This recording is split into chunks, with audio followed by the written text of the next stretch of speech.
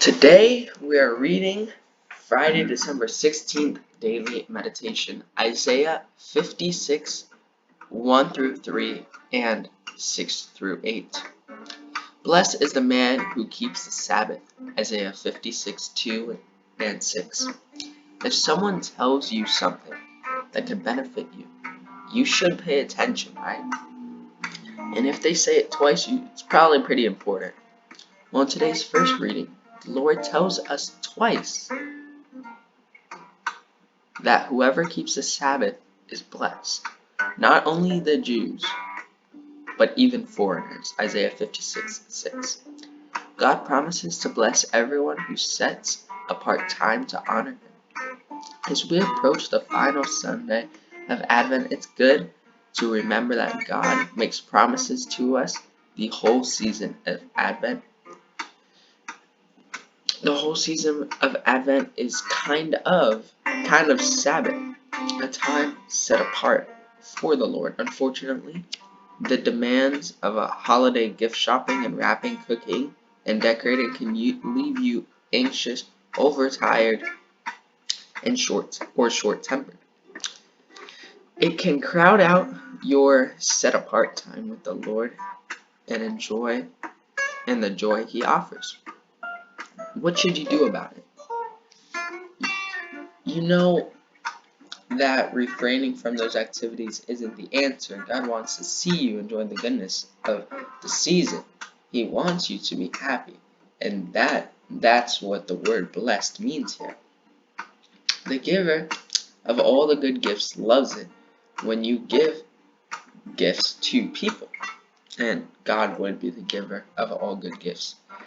He loves celebrations. He wants you to enjoy His blessings and to share them with those around you. And He does, and so He created a simple way for you to be blessed. You can treat the season of the Sabbath as a Sabbath. So this doesn't mean you have to stay home or spend hours in church for the next 10 days. Just try to carve out some time, rest with Him, especially on Sunday.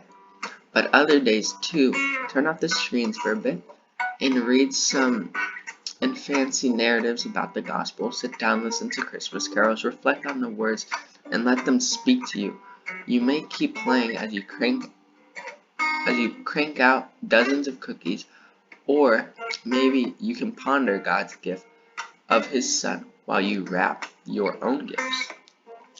As you give the Lord such Sabbath time, you will become more peaceful. Stress levels will fall. You might even find yourself becoming more encouraging and hopeful. It can be challenging, but know that God is on your side to bless you. He wants to give you the rest only He can give. Father, thank you for the gift of your Son. Help me honor you as I celebrate His birth. So this one's mainly about setting aside time for God, which I can agree in some sense, even though I feel like it shouldn't be your time and then some of your time is for God. All of your time should be for God. But you can do them in different ways. You can pray on the daily. You can read the Bible on the daily or as often as you can. And on top of that, you can go to church on Sunday. You can have talks about maybe the Mass for that day, or the meditations if you have them, or something you just read in the Bible, or something that happened to you that made you feel closer to God. Those conversations, those readings, those attendance at Mass will make you feel closer to God. So it shouldn't just be a small percentage of your times for God. It should be 100% of the time is for God, because God wants 100% of His time for you. So, thank you for watching. See you in the next one.